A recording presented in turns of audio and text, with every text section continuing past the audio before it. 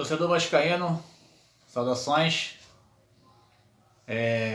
bom sábado a todos, sejam bem-vindos aqui ao canal Vasco é Nosso. Meu nome é Paulinho, então vamos falar de Vasco. Queria falar para vocês algumas questões que nós estamos acompanhando aí, relacionadas ao clube, e queria estar aqui debatendo e apresentando algumas questões nesse sentido.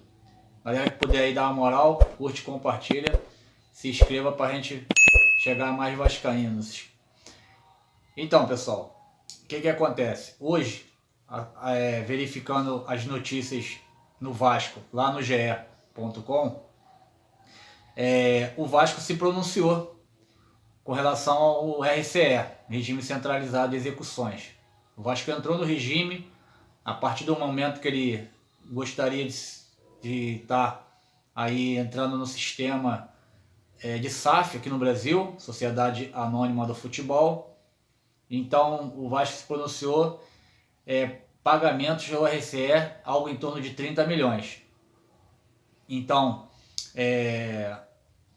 tem um desembargador que foi muito assim, que foi questionar, né, a pedido do grupo de credores, da transparência desses pagamentos. Então o desembargador César Marques Carvalho, ele entrou com um pedido, né, na semana passada, determinou a abertura de uma série de documentos do Vasco. Dentre esses documentos, o contrato do Vasco com a 777. Então o prazo ainda está em vigência, então a gente precisa estar aqui realmente regulando, dando essa atenção a essa forma de estar fiscalizando o clube de algum sentido, e mostrar que o torcedor está preocupado com as coisas que acontecem dentro do clube. Apesar da diretoria não apresentar transparência, a gente aqui vai estar acompanhando passo a passo aí que esteja acontecendo com a nossa instituição. Então, dentro dessa abertura aí do Vasco em apresentar a receita de 30 milhões pagas ao regime centralizado, existem umas certas contradições no sentido de receita, que o Vasco vem pagando desde 2021, e as receitas que são comprometidas para esse pagamento são receitas do futebol, que são as bilheterias e a transmissão do futebol, né? Do clube, o sócio torcedor, o licenciamento, né, que o Vasco tem, e também as deduções operacionais.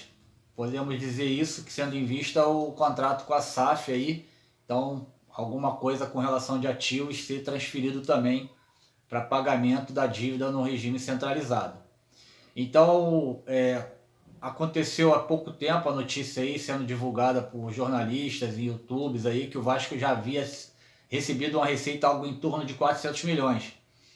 Se a gente fizer um cálculo de 20% de todas as receitas que o Vasco deteve de 2021 para cá, o Vasco, com um pagamento de 20% dessa dívida, que hoje está em 30 milhões, 20% não chegaria nem a 200 milhões de receita que o Vasco pode, né, apresentar dentro do seu orçamento. Então, se o Vasco hoje, é claro, estivesse próximo a 400 milhões, próximo a 300 milhões, né? Próximo a 300 milhões, eu não estou chegando nem aos 400 que foi divulgado. Se o Vasco estivesse próximo aos 300 milhões, é só fazer uma conta rápida. 2 vezes 3, 6, seria 60 milhões pagos ao regime centralizado. Porque dos 300 milhões, 20% seria equacionado para o regime centralizado, o RCE. Então, se tem hoje o pagamento de 30 milhões das receitas do RCE, o Vasco hoje não chegou nem a 200 milhões de receita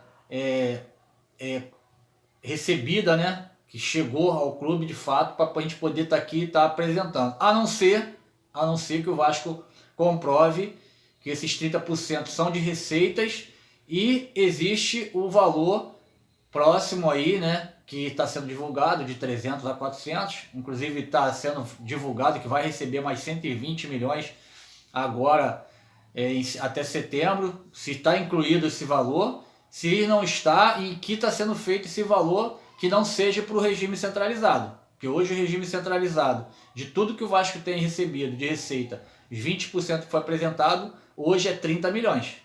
Então se hoje é 30 milhões, a gente faz um cálculo rápido e você percebe que 30 milhões com 20% de receitas recebidas, não chegaríamos nem a 200 milhões de receita que chegou ao Vasco, principalmente para pagamento desse regime, entendeu?